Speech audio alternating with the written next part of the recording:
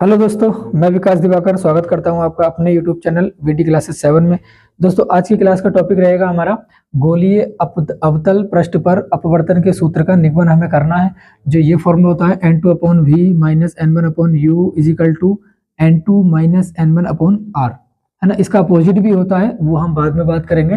तो हम बात कर रहे हैं प्रकाशिकी यानी कि क्लास 12th के भाग भौतिक विज्ञान के भाग दूसरे की, और अध्याय 3 में जो डेरिवेशन है गोलीय अवतल पृष्ठ पर अपवर्तन के सूत्र का निगमन। ये अवतल के लिए ले रहे हैं, इसके बाद हम उत्तल की बात करेंगे। ठीक है, तो बात करते हैं इसका फॉर्मूला कैसे सिद्ध करना है। बहुत इंपॉर्टेंट डेरिवेशन है, ध्यान से देखेंगे और कुछ कॉन्सेप्ट आपको मैं क्लियर पहले ही कराऊंगा और कुछ इसके चित्र बनाते समय करेंगे। तो ये कंप्लीट नहीं है चित्र, अभी देखेंगे।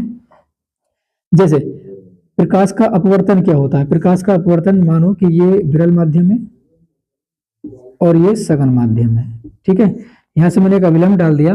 तो जब प्रकाश की किरण विरल माध्यम से सघन माध्यम की ओर जाती है, जब प्रकाश की किरण विरल माध्यम से सघन माध्यम की ओर जाती है तो वह क्या करती है, तो वह सीधी जानी चाहिए, लेकिन ये डिस्टर्ब हो जाती है, यह अविलंब की ओर झुक जाती है। ठीक है, तो यही कॉन्सेप्ट आपको याद रखना है। तो अब हम बात करेंगे, एक ये हमने अपवर्तक पृष्ठ ले लिया, जो पारदर्शी अपवर्तक पृष्ठ है। इसका मुख्य ध्रुव P है, तो ये मुख्य ध्रुव है ना। यहाँ से सारी दुनिया मापी जाती है। इसके एक हमें किरण खींचनी है, एक प्रकाश की किरण भेजी है। तो जिस माध्यम जिस मार्ग से जाती है उसी मार्ग में ये निकल जाती है। मतलब ये है कि ये कभी विचलित नहीं होगी, ऊपर नीचे नहीं होगी। क्यों नहीं होगी? क्योंकि ये जो है ये है पूरे गोलीय पृष्ठ का केंद्र। ये क्या है? केंद्र। और केंद्र से कोई भी किरण जाती है, यानी कि केंद्र से कोई भी किरण जाती है तो वो विचलित नहीं होती है। जैसे कि ये कोई अविलंब है, तो ये मान के चलो इसका केंद्र है, यहाँ से प्रकाश की किरण आएगी तो ये सीधी निकल जाएगी कि विचलित नहीं होगी, क्योंकि ये केंद्र से होकर जा रही है, ये अविलंब से होकर जा रही है। और अविलंब से होकर जाती है तो वो विचलित नहीं होती है, क्योंकि उसका जो आपतन कोण होता है, मानो ये आपतन कोण है, आपतन कोण 0 होता है। आपतन कोण कितना होता है? 0। और इसका अपवर्तन कोण भी क्या होता है? 0। तो जो किरण अविलंब से होकर जाती है उसमें आपतन कोण भी 0 और अपवर्तन कोण भी 0। मतलब यहाँ पर जो आपतन कोण बनेगा वो भी 0 और जो अपवर्तन कोण बनेगा वो भी 0। तो ये सीधी गई। ठीक है, ये बात क्लियर हो गई, क्योंकि ये प्रकाश की किरण सीधी निकल गई। ठीक है, ये बात क्लियर हो गई। अब हम क्या करेंगे, एक वस्तु रखेंगे। एक हमने क्या रख दी? वस्तु रख दी। तो वस्तु को हम किससे शो कर लेते हैं? ओ से। और वस्तु बोले तो ऑब्जेक्ट रख दिया, कोई ये रख दिया हमने, कोई वस्तु ऑब्जेक्ट रख दिया।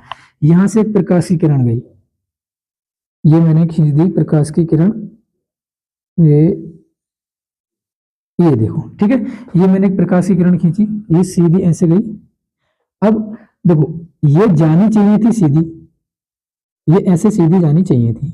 ठीक है सर, सीधी जानी चाहिए थी। इसके लिए हमें एक अविलंब चाहिए, इसके लिए अविलंब चाहिए।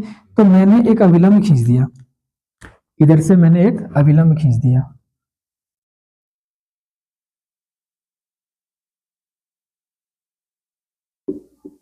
ये मैंने क्या खींच दिया? अविलंब। अविलंब क्यों खींच रहे हैं? ताकि हमें ये पता लगे कि जो किरण आ रही है वो कितने कोण से आ रही है ना।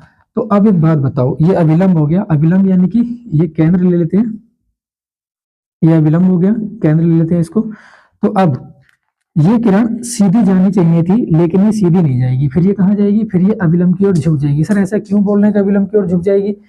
क्योंकि ये किरण विरल माध्यम से सघन माध्यम की ओर जा रही है। ये किरण विरल से सघन की ओर जा रही है। और अभी हमने पढ़ा कि जब कोई भी किरण विरल माध्यम से सघन माध्यम में जाती है तो वह अविलंब की ओर झुक जाती है। तो ये किरण ऐसे झुक जाएगी, ये किरण ऐसे झुक जाएगी। तो अब ये कहाँ जाएगी? तो अब ये जाएगी अविलंब की ओर झुकती हुई, ये ऐसे इस तरह से झुक गई। ठीक है, ये बात क्लियर हो गई? ठीक है सर, ये बात क्लियर हो गई। एक बार फिर से समझ लो, ये कोई वस्तु रखिए, यहाँ से प्रकाशीय किरण जाएगी, विरल माध्यम से सघन माध्यम में जा रही है। अब विरल माध्यम से सघन माध्यम में जा रही है तो प्रकाश की किरण यहाँ तक आई, ये सीधी जानी चाहिए थी ऐसे, लेकिन ये सीधी नहीं जाती, ये डिस्टर्ब हो जाती है। ये क्या हो जाती है? डिस्टर्ब हो जाती है। मतलब ये कोई ना कोई इसको परेशान करता है, तो ये डिस्टर्ब हो जाती है, सीधी नहीं जाकर ये फिर क्या हो जाती है? अविलंब की ओर झुक जाती है। हमने एक अविलंब बना दिया तो ये अविलंब की ओर झुक जाती है, ये इस तरह से इधर आ जाती है। तो ये ऐसे जाएगी, मैंने इसको ये कर दिया। अब बताओ, इस किरण की हमें जरूरत है? इस किरण की हमें जरूरत नहीं है। क्यों नहीं है? चलो देख लेते हैं। ये अब देखो, ये किरण यहाँ से ऐसे गई, यहाँ से ऐसे गई, और ये अभिलंब की ओर झुक गई, अभिलंब की ओर झुक गई। अब ये कहीं भी जाकर नहीं मिलेंगे, ये कहीं भी जाकर नहीं मिलेंगे। कौन सी किरण कहीं नहीं जाकर मिलेंगे? देखो एक तो किरण हमने ये वाली भेजी थी जी सर, ये वाली भेजी थी, है ना, और एक किरण हमने ये वाली भेजी, ठीक है सर, ये वाली भेजी। क्या इन दोनों किरणों का कहीं मिलन होगा? क्या इन दोनों का कहीं मिलन होगा? नहीं होगा। देखो ये ऐसे जा रही है, ये ऐसे जा रही है, ये कहीं भी नहीं मिलेंगे, ये कहीं भी नहीं मिलेंगे, ये उधर जाएगी, ये उधर जाएगी, है ना, तो ये किरणें कहीं नहीं मिलेंगी। तो फिर मिलाना कहाँ है हमें? तो मिलाना भी है, तो मिलाएंगे कहाँ? देखो मिलाना कहाँ है हमें? ये किरण कहीं ना कहीं, ये किरण कहीं ना कहीं यहाँ पर आके मिलेगी। देखो इसको हमने इसको पीछे कर दिया इस तरह से, ये हमने यहाँ पर पीछे कर दिया, ठीक है। तो ये किरण जो आगे जा रही थी वो कहीं ना कहीं यहाँ से जा रही थी, वो कहीं ना कहीं यहाँ से जा रही थी। तो ये जो होता है इसको बोल लेंगे आई। ये क्या है? आई। आई बोले तो प्रतिबिंब, ये इसका प्रतिबिंब बनेगा, यहाँ पर इसका प्रतिबिंब बनेगा। अब जो हमने ये लंब डाला था, ये वाला, इसको मैंने डॉट डॉट करके डाला था, मैं इसको बिल्कुल सीधा बना देता हूँ। ये ठीक है, ये बात क्लियर। मैं एक बार फिर से रिपीट कर देता हूं। जब कोई प्रकाश की किरण वक्रता केंद्र यानी कि सी से होकर जाती है तो वह सीधी निकल जाती है, वो विचलित नहीं होती है, क्योंकि आपतन कोण और अपवर्तन कोण दोनों 0 होते हैं, ठीक है। एक दूसरी किरण डाली, जो वस्तु यहाँ पर रखी है, ओ से शो कर लिया, ओ बोले तो ऑब्जेक्ट। यहाँ से एक प्रकाश की किरण डाली और ये सीधी जानी चाहिए थी, सीधी जानी चाहिए थी, लेकिन सीधी नहीं जाती है। क्यों? क्योंकि माध्यम चेंज हो रहा है, डिस्टर्ब हो रही है माध्यम के चेंज होने से। ये विरल है, ये सघन है, विरल से सघन में जा रही है, तो ये किरण सीधी जानी चाहिए थी, लेकिन सीधी नहीं जाती है। फिर क्या होता है कि ये अविलंब की ओर झुक जाती है। अविलंब तो ये है, अविलंब तो ये है, ये अविलंब की ओर झुक जाती है, तो क्या हो जाती है? ऐसे। अब ये ऐसे जाती है, ये ऐसे जाती है, तो ये कहीं ना कहीं यहाँ से पीछे से आ रही होगी। हाँ सर, पीछे से आ रही होगी। तो जब पीछे से आ रही है तो ये हमने इसको डॉट डॉट करके दर्शा दिया, मतलब ये कि हमने कहीं ये आभासी किरण इससे मिला दी। किससे? जो पहली किरण जा रही थी। हमें इन दोनों किरणों को मिलाना था ना, इन दोनों किरणों को मिलाना था, ये वाली दोनों किरणें मिलानी थी। तो ये आगे जाएगी, ये नहीं मिलेगी आगे, ये आगे जाएगी, ये कहीं नहीं मिलेगी, तो ये कहीं ना कहीं पीछे से मिल जाएंगी। तो यहाँ से मिला दिया, इन दोनों को मिला दिया। तो ये कॉन्सेप्ट आपके क्लियर हुआ? ठीक है, क्लियर हुआ तो अच्छी बात है। अब यहाँ से हम क्या डाल देंगे? एक लंब डाल देंगे। यहाँ से हमने एक लंब डाल दिया, ये लंब डाल दिया। इसको हमने ले लिया, ये पॉइंट ले लिया M और ये ले लिया N, ठीक है। ये दोनों लगभग में बराबर है, P और N दोनों लगभग में बराबर है। हमने फर्स्ट चैप्टर के, सेकंड बुक के फर्स्ट चैप्टर में ही जो गोलीय दर्पण के सूत्र लगाए थे, निगमन किए थे, उसमें भी ये बताया था, है ना, जो फोकस दूरी के लिए सूत्र थे। तो अब यहाँ से हम क्या लिखेंगे? ये दोनों हो गए आपस में बराबर, इनके हमने लिख दिया, इसके हमने लिख दिए कोण। तो ये कौन सा ले लिया? ये ले लिया, ये ले लिया अल्फा, ये ले लिया बीटा और ये ले लिया गामा। Alpha, beta, gamma. एक बात बताओ, कौन सी? बताओ कौन सी? तो मुझे ये बताओ कि जो किरण अभिलंब और आपतित होती है, जो अभिलंब पर और आपतित होती है, उस कोण को हम आपतन कोण कहते हैं, आई। हाँ सर, आपतन कोण कहते हैं। तो यहाँ पर लंब कौन सा है? यहाँ पर लंब कौन सा? वक्रता केंद्र कौन सा है? ये अभिलंब बोले तो अभिलंब कौन सा है? ये वाला सी। अभिलंब कौन सा है? सी। सी यहाँ से तो आ रहा है, सी यहाँ से आ रहा है, सी ये आ रहा है ना, सी ये आ रहा है। अगर ये जूम हो सकता है तो जूम करके देख लो। ये जो अभिलंब है, ये अभिलंब ये आ रहा है ना, अभिलंब ये, और जो आपतित किरण आ रही है वो ये वाली आ रही है, जो आपतित किरण आ रही है वो ये वाली। तो अभिलंब से आप, तो हमें आपतन कोण लिखना है। आपतन कोण अभिलंब और आपतित किरण पर बनता है, अभिलंब पर और आपतित किरण पर बनता है, अभिलंब और आपतित किरण पर बनता है। तो अभिलंब हमारा ये सी और आपतित किरण कौन सी है? ये। तो इन दोनों के बीच जो कोण बनेगा, ये पूरा, ये कोण क्या बनेगा? ये बनेगा आई कोण। ठीक है सर, ये बात समझ में आ गई? बिल्कुल। अब जो अपवर्तित किरण हो रही है, अपवर्तित कौन सी किरण हो रही है? तो देखो, जो ऊपर जा रही थी ना, जो उसके पीछे जो हमने खींची थी लाइन, ये जो ऊपर जा रही थी और इसके जो पीछे खींची थी, ये जो ऊपर जा रही थी, इसके पीछे जो खींची थी हमने, ये जो आई बन रहा था, ये हो रही है अपवर्तित किरण। इसका अपवर्तन यहाँ पर हो रहा है। तो अभिलंब से अपवर्तन पर जो कोण बनेगा, ये वाला, ये कौन सा है? ये कोण कौन सा है? तो ये कोण है आर। ये कौन सा है? ये है आर। तो इतनी बात आई होप आपको समझ में आ गई होगी और चित्र बहुत अच्छे से आपके समझ में आ गया होगा। ये आई है, मैं फिर से सही से बना देता हूँ उसको, ये है आई। ठीक है, ये बात हो गई आपके क्लियर? ठीक है सर, हो गई क्लियर। अब एक बार पीछे वीडियो करके देख लेना अगर आपको ये थोड़ा सा भी कंफ्यूजन हो। मुझे लगता है कि अब कोई कंफ्यूजन होना नहीं चाहिए, क्योंकि बहुत ही अच्छे से इसको समझ लिया गया है। अब हम बात करेंगे थोड़ा कोणों के बारे में, थोड़ा त्रिभुज के बारे में बात कर लेते हैं, थोड़ा सा खेल लेते हैं त्रिभुज के बारे में। एक त्रिभुज की परिमा होती है, जैसे कि ये देखो, एक त्रिभुज ले लिया हमने, ठीक है, ये त्रिभुज ले लिया। तो अगर इसके आंतरिक कोण ये एक्स और ये वाई है और ये वाला जेड है, तो इस तरह से ये जो आंतरिक कोण होते हैं ना, जो आंतरिक कोण होते हैं, बाह्य कोण, जो आंतरिक कोण होते हैं उनका योग बाह्य कोण के बराबर होता है, मतलब एक्स प्लस के वाई इजिकल टू जेड बोल सकता हूँ मैं। इन दोनों का जोड़, इन दोनों का जोड़ इसके बराबर होगा, इसके बराबर होगा। ठीक है सर, तो ये बात क्लियर होगी जी, बिल्कुल। अब हमें क्या करना है, अब हमें इनके कोण, तो अब हमें इनके कोणों को रखना है बराबर में। तो बात अगर इसकी करें, हम थोड़ा सा और देख लेते हैं। त्रिभुज त्रिभुज त्रिभुज ओ, त्रिभुज ओ एम एन में, त्रिभुज ओ एम एन में, हालांकि एन और पी दोनों लगभग बराबर हैं तो रख सकते हैं त्रिभुज ओ एम एन में, एम एन में, बाद में रख लेते हैं एन की जगह पर भी, कोई दिक्कत नहीं है। तो अब इसमें देखो O M N, O M N में, ये वाले में ओ एम एन में हमारे पास आंतरिक कोण कौन सी, देखो ये त्रिभुज बन रहा है ना, यहाँ से ये त्रिभुज बन रहा आई है ना, और ये वाला अल्फा। तो आई और अल्फा, आई और अल्फा किसके बराबर है, गामा के। ठीक है, आई और अल्फा, आई प्लस अल्फा का जोड़ किसके बराबर है, गामा के। ठीक है सर, ये बात समझ में आ गई। आई और अल्फा का जो योग है वो गामा के बराबर में। ठीक है, अब हम बात करेंगे त्रिभुज आई एम एन में, आई एम एन में, आई एम एन में। ठीक है, आई एम एन में अगर बात करें हम, तो आर और बीटा, आर और बीटा किसके बराबर में, गामा के।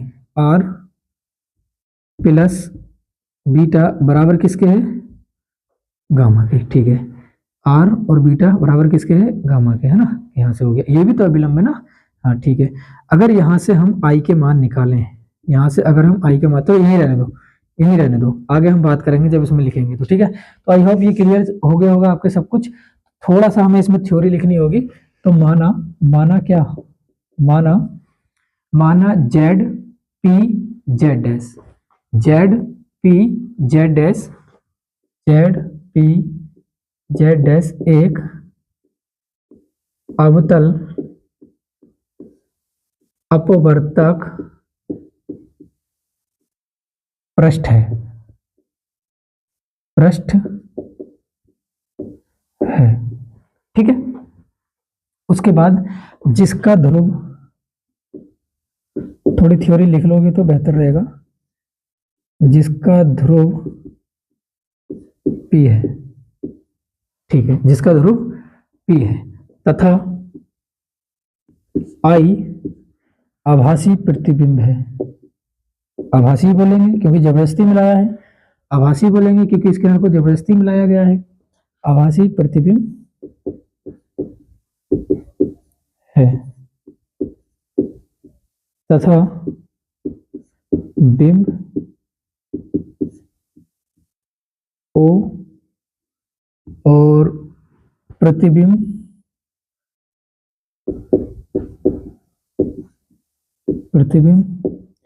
I और वक्रता केंद्र, वक्रता केंद्र C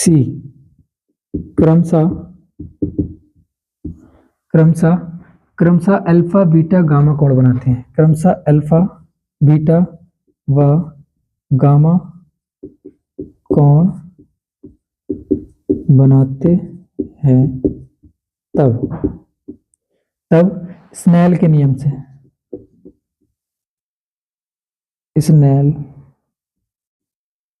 के नियम से क्या होता है, sine i upon sine r is equal to n. ठीक है, एन क्या है, स्थिरांक है।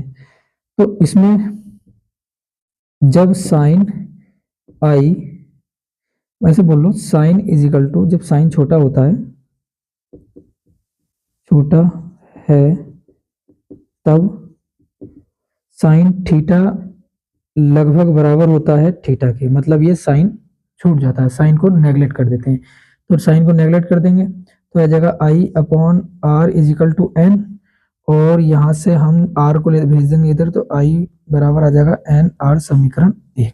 ठीक है, समीकरण 1 हो गया। अब हम बात करेंगे इन त्रिभुजों की जो हमने बात की थी, यहाँ पे हम कर चुके हैं। तो त्रिभुज ओ एम एन में हम यहाँ से निकाल चुके हैं ना, त्रिभुज O M N, i is equal to i plus alpha बराबर गामा, है ना। यहाँ से हम देख लेते हैं। अब हम क्या करेंगे, यहाँ से आई का मान हमें निकालना है, तो आई इज इक्वल टू आ जाएगा, आई इज इक्वल टू एल्फा जाएगा इधर माइनस में, तो गामा माइनस एल्फा, ये तो आ गया आई का मान। अब हम बात करेंगे त्रिभुज त्रिभुज आई एम एन में, आई एम एन में, ठीक है।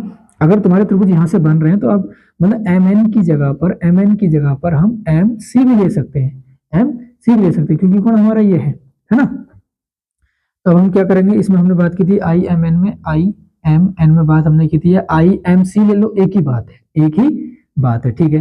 तो अब इसमें क्या करेंगे, जो आंतरिक कोण है वो बाह्य कोण के बराबर है, तो आर और beta plus beta is equal to gamma, मतलब दोनों आपस में बराबर है। तो r plus beta is equal to gamma, यहाँ से आर का मान निकालेंगे तो गामा माइनस के बीटा, ये आ गया आर का मान। समीकरण 1 में लगा दो दोनों को, समीकरण 1 में। तो आई और आर के मान, आई व आर के मान समीकरण 1 में। समीकरण 1 कौन सी है, ये वाली है समीकरण 1। तो यहाँ पे लगा दो, आई की जगह पर क्या लगा देंगे, gamma minus r, sorry alpha, gamma minus alpha बराबर एन, और आर का मान क्या लगा देंगे, आर का मान गामा माइनस बीटा है, बीटा।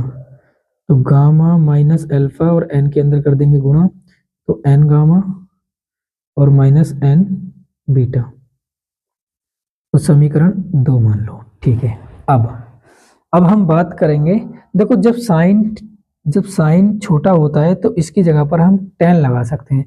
अब एक सवाल आता है, सर tan ही क्यों लगा रहे हैं, क्योंकि इसमें हम बात कर रहे हैं त्रिभुज की, और इसमें लंब है mn और आधार है, ये लंब है mn और आधार, तो यानी कि लंब और आधार की बात कर रहे हैं। तो लंब और आधार किसमें होता है, tan थीटा बराबर होता है लंब अपॉन आधार, ये होता है ना, इसीलिए हमें tan लगाना है इसमें, ठीक है। तो मैं इसको थोड़ा सा रफ कर देता हूं।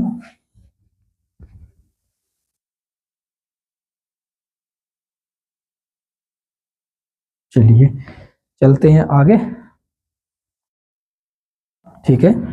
तो अब हम क्या करेंगे, इसमें अगर अल्फा की बात हम करें, अल्फा की, तो इसको tan अल्फा लगा देंगे, अल्फा की जगह पर tan अल्फा, और tan अल्फा बराबर क्या लेंगे, tan अल्फा बराबर लंब अपॉन कर्ण होता है, लंब अपॉन आधार होता है, सॉरी लंब अपॉन आधार, तो mn।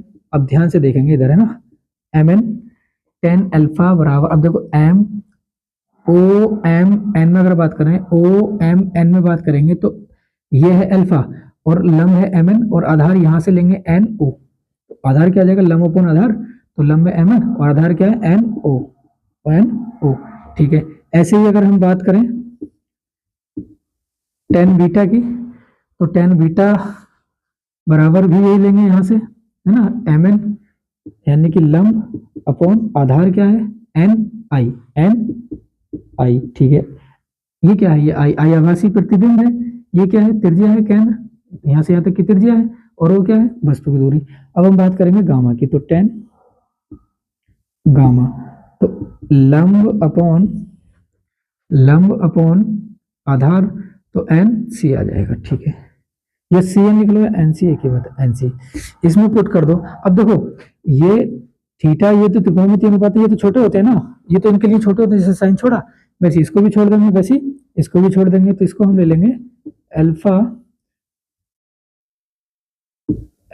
Is equal to m n, क्या हो रहा है, m N upon n o, ठीक है।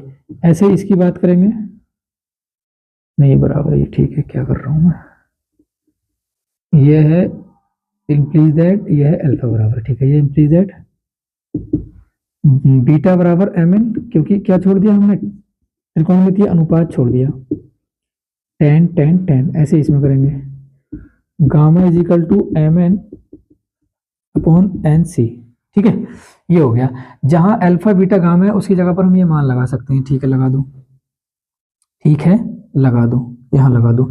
तो गामा की जगह पर क्या लगा देंगे, समीकरण 2 में यहाँ पे लिख दो, अगर लिखना चाहो तो, समीकरण 2 में रखने पर तो गामा की जगह पर M N upon N C आ जाएगा, M N upon N C, M N upon N C बराबर नहीं, बराबर नहीं हुई, बराबर नहीं है। अच्छा एक काम करते हैं, क्या काम करते हैं, हमें वैसे भी इसमें कॉमन लेना पड़ेगा, तो इसको समीकरण 2 मान लेते हैं, इसको समीकरण 2 मान लेते हैं, है ना, इसको समीकरण 2 मानेंगे तो जल्दी हो जाएगा, इसको मान लेते हैं, ठीक है। तो यहाँ पर रख रहे हैं माइनस अल्फा की जगह पर क्या रखेंगे, m N upon n o, ठीक है, इजिकल टू एन ऐसी रहने दो। गामा की जगह पर क्या लगाएंगे, m N upon N c, minus n c है ना, हाँ ठीक है, और बीटा की जगह पर क्या लगाएंगे, एम एन अपॉन एन आई, ठीक है। ये एम एन एन आई ये क्या है, ये क्या है, तो अभी बात हम कर लेते हैं, पहले ले लेते हैं कॉमन, तो इन दोनों में से एम एन कॉमन आ जाएगा, ठीक है, यहाँ वन अपॉन एन सी बचेगा, ठीक है, और यहाँ पे भी वन आ जाएगा तो एन ओ बचेगा, ठीक है, इसमें से भी एन एम एन कॉमन आ जाएगा, हाँ सर आ जाएगा, ठीक है, ले लिया, तो वन अपॉन एन सी आ जाएगा, हाँ सर, एम एन तो बाहर आ गया तो वन अपॉन एन आई आ गया, यहाँ तक क्लियर, कोनो दिक्कत ही नहीं होनी चाहिए। M N upon m n से एम एन कैंसिल हो जाएगा, ठीक, बिल्कुल।